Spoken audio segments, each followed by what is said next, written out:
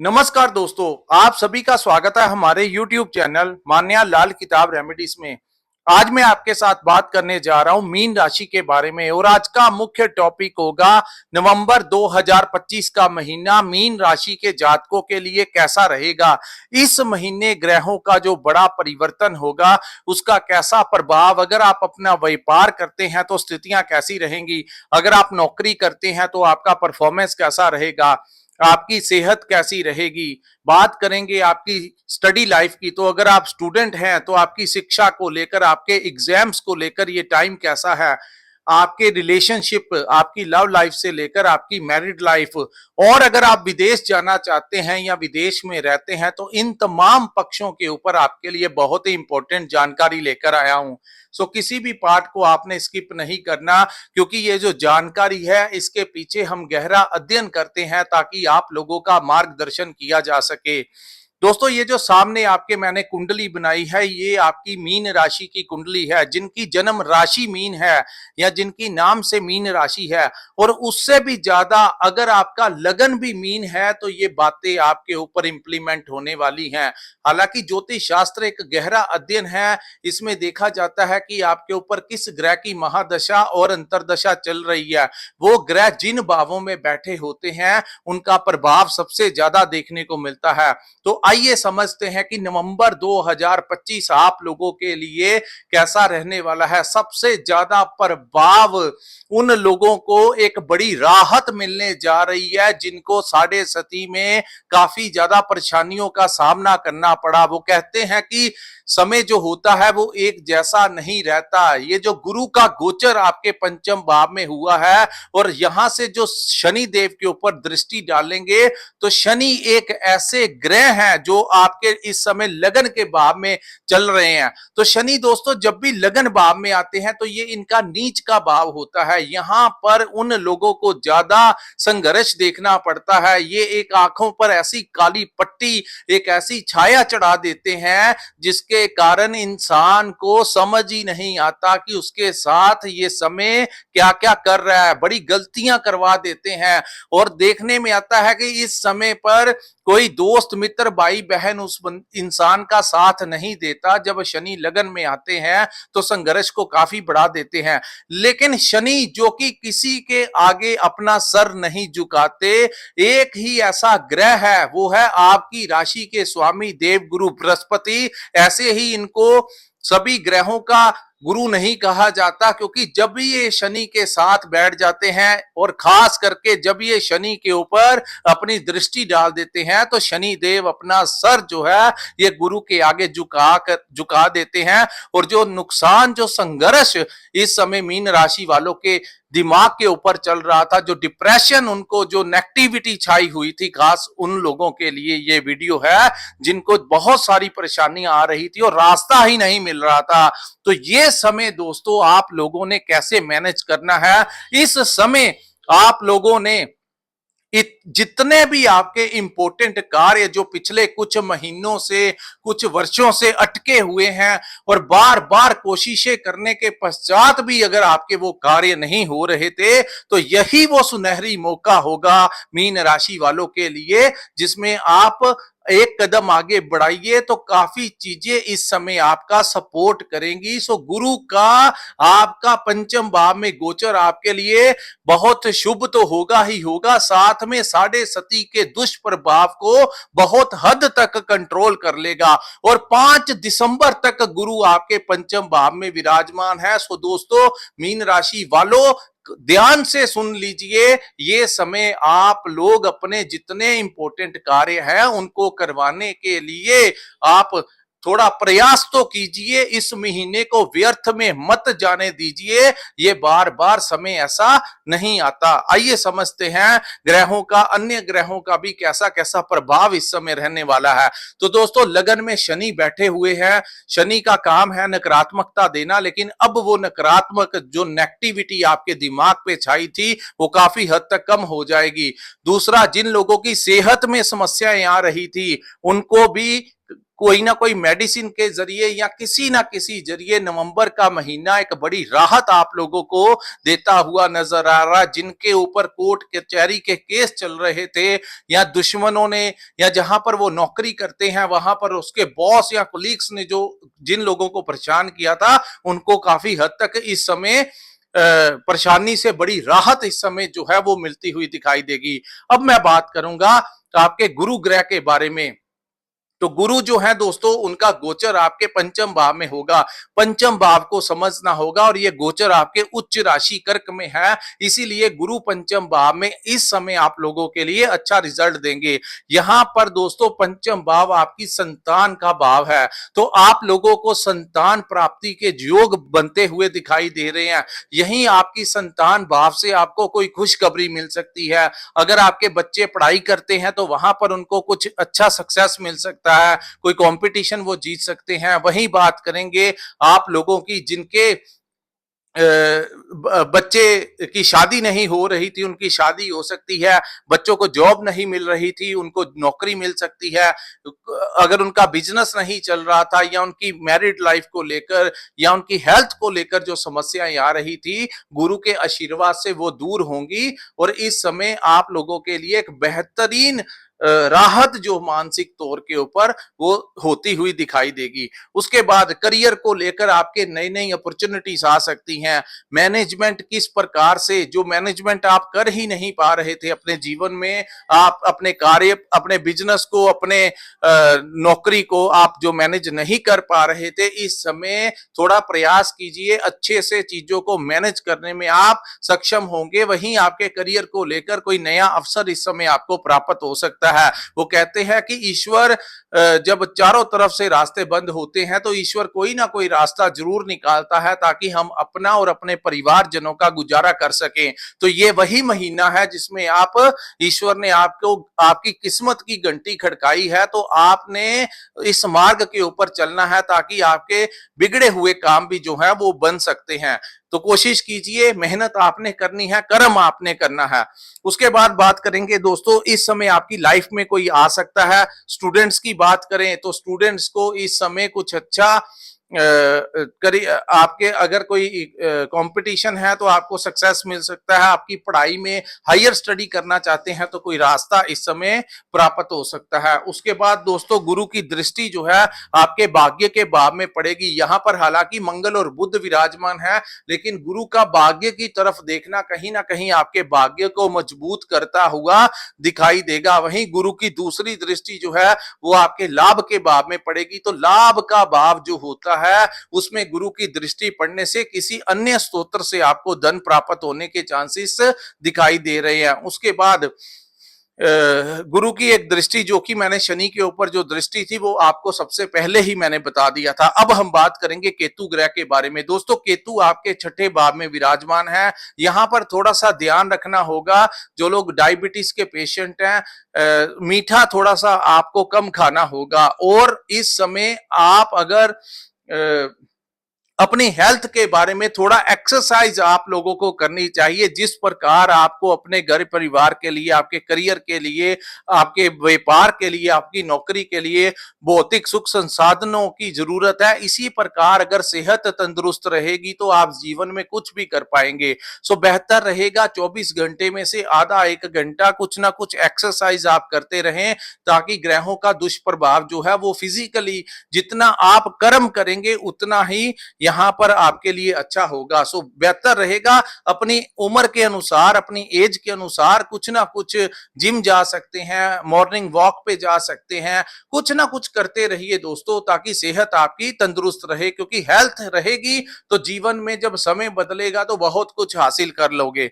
उसके बाद बात करेंगे यहां पर जिन लोगों को कोर्ट कचहरी में परेशानी आ रही थी वो भी कुछ हद तक सॉर्ट आउट होती हुई दिखाई देगी। जो बॉस परेशान कर रहे थे, जो राइवल्स आपके परेशान कर रहे थे, उसमें भी काफी हद तक इस महीने आपको रिलीफ मिलेगा। अब हम बात करेंगे दोस्तों आपके प्रेम संबंधों के बारे में। लव लाइफ को लेकर आपके जीवन में कोई आ सकता है, या फिर आपको इस समय अपने लव पार्टनर का बड़ा सपोर्ट मिलता हुआ नजर आ सकता है। उनके साथ आप कहीं घूमने फिरने का प्रोग्राम भी बना सकते हैं। उसके बाद हम बात करेंगे आपके सूर्य ग्रह के बारे में।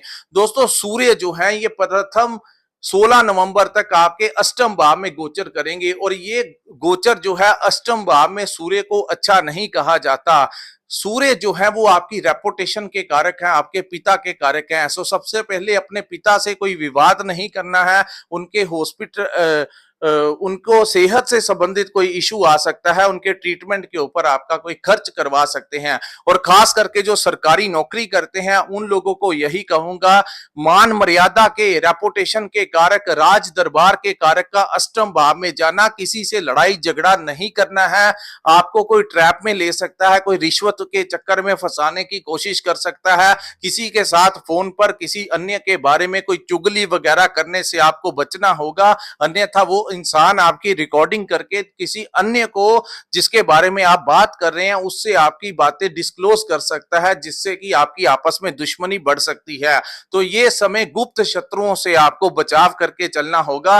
वहीं किसी के लड़ाई झगड़े, किसी फटे में आपने टांग नहीं अड़ाना है, और इस समय कोई रिस्क वाला काम मत करना, क्योंकि पैसा जो होता है वो जीवन में आता जाता रहता है, कभी कम आ जाता है, कभी ज्यादा आ जाता है। लेकिन वो कहते हैं कि आपने 1000 अच्छे कार्य किए हों, लेकिन एक गलत कार्य जो होता है वो इन लोग उसको नहीं भूलते। सो ये समय कोई बड़ी गलती मत कर देना जिससे आपकी रेपुटेशन के ऊपर कोई आंच आ जाए, क्योंकि बाद में समय भी बदल जाए, लोग नहीं छोड़ते आपके ऊपर लगा हुआ दाग, तो आपने उस दाग को अपने ऊपर नहीं लगने देना है। सो रिस्क वाले कार्य करने से आपको बचाव करके चलना होगा। उसके बाद दोस्तों, शुक्र इस पूरे महीने अपनी राशि तुला में विराजमान रहेंगे, और 15 के पश्चात शुक्र यहां पर आपको अचानक से धन प्राप्ति के योग बनाते हुए नजर आएंगे। यहां पर कई बार ऐसी, दोस्तों शुक्र जहां पर विराजमान है ये आपकी पैतृक संपत्ति का भी भाव है। तो इस महीने 15 के पश्चात अगर आपका कोई पैतृक संपत्ति से रिलेटेड कोई डिस्प्यूट चल रहा था तो वो सॉर्ट आउट होता हुआ दिखाई देगा। आपके जितना भी आपका शेयर होगा वो आपको मिल सकता है। जो लोग रिसर्च के क्षेत्र में काम करते हैं, डॉक्टर्स हैं, इंजीनियर्स हैं, टेक्निकल लाइन में है, मैकेनिकल लाइन में है, ऑनलाइन काम करते हैं, क्रिएटिविटी का काम करते हैं, सोशल मीडिया के साथ जुड़े हुए हैं, मार्केटिंग का काम करते हैं, क्योंकि यहां से सीधी दृष्टि दोनों ही ग्रहों की आपके धन भाव के ऊपर पड़ेगी, जो आपकी वाणी का भी भाव है। तो कम्युनिकेशन के जरिए पैसा कमा सकते हैं, कंसल्टेंसी के जरिए पैसा कमा सकते हैं, कोचिंग वगैरह चलाते हैं तो उसमें आपको पहले से अच्छा आमदन होगा, और अचानक से लाभ प्राप्त होने के बड़े ज्यादा चांसेस इस महीने मीन राशि वालों को दिखाई दे रहे हैं। 15 तारीख के पश्चात ध्यान से सुनिए, एक टिप देने लगा हूं। कहते हैं जब चारों तरफ से घेरा ग्रहों ने डाला हो, साढ़े सती का दुष्प्रभाव चल रहा हो, तो समय कुछ ऐसा समय आता है बीच में जहां जिसका आप लाभ उठा सकते हैं। तो शुक्र का अष्टम भाव में आना, यहां पर वो अपने ही भाव में विराजमान है, यानी कि वो तुला में रहेंगे, जिसके कारण इस महीने की 15 तारीख के पश्चात जैसे ही सूर्य का गोचर आपके भाग्य भाव में होगा, यहां पर शुक्र अकेले विराजमान हो जाएंगे। तो जैसे ही शुक्र यहां पर विराजमान होंगे, ये कोशिश करेंगे आपको गुप्त तरीके से अचानक से कोई बड़ा लाभ दिलाने की। तो बेहतर रहेगा, क्योंकि जब अष्टम भाव एक्टिवेट हो जाता है और अच्छे से एक्टिवेट हो जाता है तो कोई बड़ा ट्रांसफॉर्मेशन भी हो सकता है जीवन में। तो आपके लिए एक बड़ी टिप देने लगा हूं दोस्तों, आप लोगों ने इस महीने के मिडल ऑफ द मंथ के पश्चात कोई लॉटरी वगैरह की टिकट ले सकते हैं तो ले लेना, और कोशिश करना आप लोग 1 या 2 बार इसका प्रयास कर सकते हैं। कोई 2, 4, 500, 1000 रुपया खर्च करना भी पड़ जाए तो जीवन में जहां पर इतना पैसा खर्च किया होता है, वहां पर अगर आप छोटे मोटे पैसे खर्च करके कोई रिस्क लेना चाहें तो ले सकते हैं, क्योंकि अचानक से धन प्राप्ति के प्रबल योग मीन राशि वालों के लिए बनते हुए दिखाई दे रहे हैं। सो अगर आपके ग्रहों में या कोई महादशा अंतरदशा में कुछ ऐसी स्थितियां बनी, या आपके पर्सनल बर्थ चार्ट में कुछ ऐसी अवस्थाएं बनी हुई, तो अचानक से इस समय आपको बड़ा धन प्राप्त हो सकता है। सो जो भी कीजिए अपनी रिस्पॉन्सिबिलिटी पे कीजिए। मैं किसी प्रकार की रिस्पॉन्सिबिलिटी नहीं लेता कि आपका निकलेगा ही निकलेगा, लेकिन ज्योतिष के अनुसार इस समय वो चांसेस आपके पूर्ण तौर पर एक्टिवेट हो जाएंगे, जो आपको गुप्त तरीके से धन दिलाने में कामयाब करवा सकते हैं। सो अगर निकल आएगी तो दोस्तों वो आपके पैसे होंगे, अगर नहीं निकलेगी तो कोई बड़ा नुकसान नहीं होने वाला। अगर आप इतना पैसा खर्च के अगर आप सक्षम है तो मैं तो कहूंगा कि ये रिस्क आप लोगों को ले लेना चाहिए। समय का पता नहीं होता, ईश्वर कब किसी के ऊपर मेहरबान हो जाए। और खास करके ऐसे ही अवस्था में जब चारों तरफ से ग्रहों ने घेरा हो और उन्हीं लोगों की आपने देखा समाज में लॉटरी निकलती है, वो कहते हैं कि हमारी अवस्था अच्छी नहीं थी, हम हैंड टू माउथ थे या हैंड टू माउथ भी नहीं थे, लेकिन अचानक से हमारा मन किया या हमें किसी ने बताया, हम वो रास्ते पे चल पड़े और आज हमारा जीवन ही बदल गया। सो दोस्तों, ये काम करना है तो अपनी जिम्मेवारी पर करना, लेकिन आपके चांसेस बहुत ज्यादा बन रहे हैं इस समय। उसके बाद हम बात करेंगे आपके भाग्य के भाव की। तो दोस्तों यहां पर मंगल और बुध और उसके पश्चात 16 नवंबर के पश्चात सूर्य भी आपके 9th हाउस में आ जाएंगे। 9th हाउस जो होता है, 9वां भाव जो होता है, ये हमारी कुंडली के भाग्य का भाव होता है। तो भाग्य के भाव में वृश्चिक का मंगल कहीं ना कहीं भाग्य से आपको जहां पर सपोर्ट दिलाएगा, कुछ काम आपके बनेंगे। लेकिन बुध जो है वो खराब भाव में रहेंगे। बुध दोस्तों हमारी वाणी का भाव होता है, वाणी से संबंधित बुध, क्योंकि 10 नवंबर से लेकर 29 नवंबर तक बुध आपके भाग्य के भाव में वक्री अवस्था में आएंगे। और हमारी स्टडी के अनुसार 9वें भाव में बुध कभी अच्छा परिणाम नहीं देते, क्योंकि ये 9वां भाव काल पुरुष की कुंडली में बृहस्पति का भाव होता है। और यहां पर कहा जाता है, लाल किताब के अनुसार कहा जाता है कि यहां पर जब भी बुध आता है तो वो कई बार सभी ग्रहों को लुढ़का देता है। तो बेहतर ये रहेगा, यहां पर आपको कुछ कंफ्यूजन इस महीने हो सकती है, क्या करना है क्या नहीं करना है। दूसरी बात, कुछ चीजों में अड़चने आ सकती हैं, लेकिन एक चीज का आपको ध्यान खास तौर पर रखना है, किसी भी डॉक्यूमेंट्स के ऊपर साइन करते हुए अनदेखी नहीं करनी है। यानी जब तक आप उसकी टर्म्स एंड कंडीशन को अच्छे तरीके से पढ़ नहीं लेते, तब तक आपने किसी डॉक्यूमेंट जो जरूरी कागजात हैं उस पर साइन नहीं करने हैं। अगर आप विदेश जाना चाहते हैं, एम्बेसी में फाइल सबमिट करवाना चाहते हैं, या किसी भी प्रकार से आप कोई भी लीगल डॉक्यूमेंट्स हैं उनके ऊपर बिना देखे जल्दबाजी में आपसे कोई साइन करवाने आए तो मत करिए।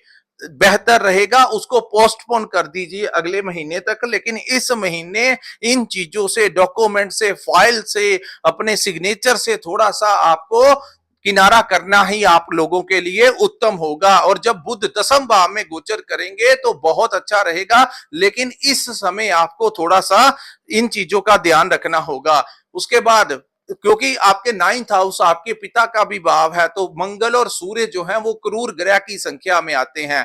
यहां पर आप लोगों ने अपने पिता से विवाद नहीं करना है, उनकी हेल्थ का ध्यान रखना है। 9th हाउस जो होता है, जहां हमारे पिता का भाव होता है, वहीं हमारे गुरुजनों का भी भाव होता है। गुरु क्या होते हैं? एक तो हमारे आध्यात्मिक गुरु होते हैं, एक जहां पर हम पढ़ाई करते हैं वहां के जो टीचर्स हैं वो भी हमारे गुरु हैं, जहां पर हम अपना काम सीखते हैं वो भी हमारे जो ट्रेनर्स हैं वो भी हमारे गुरु हैं, जहां पर कोई किसी रेस्टोरेंट में काम करता है, कोई किसी कंपनी में काम करता है, वहां के जो बड़े ओनर्स होते हैं वो भी आपके गुरु ही होते हैं।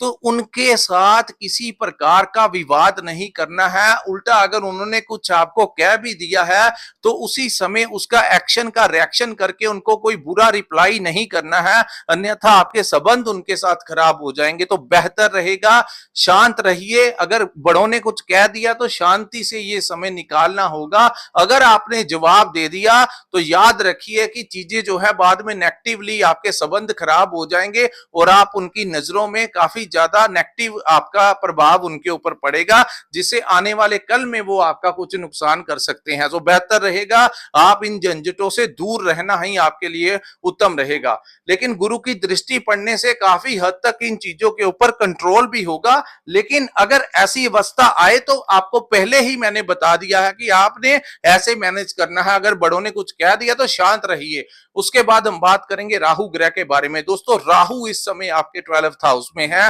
और ये कुंभ का गोचर है। यहां पर राहु आपको अगर आप थोड़ा सा प्रयास करें, अगर आपको कोई अपॉर्चुनिटी मिले कहीं बाहर जाने की, विदेश जाने की, या फिर आपको अपॉर्चुनिटी मिले इस समय कहीं पर अपना स्विचिंग करने की, अगर आप किसी अन्य शहर में या किसी विदेश में या किसी अलग जगह पर जाने की आपको अपॉर्चुनिटी मिले, आपको अच्छा पैकेज मिले, तो उसमें आप देर मत करना।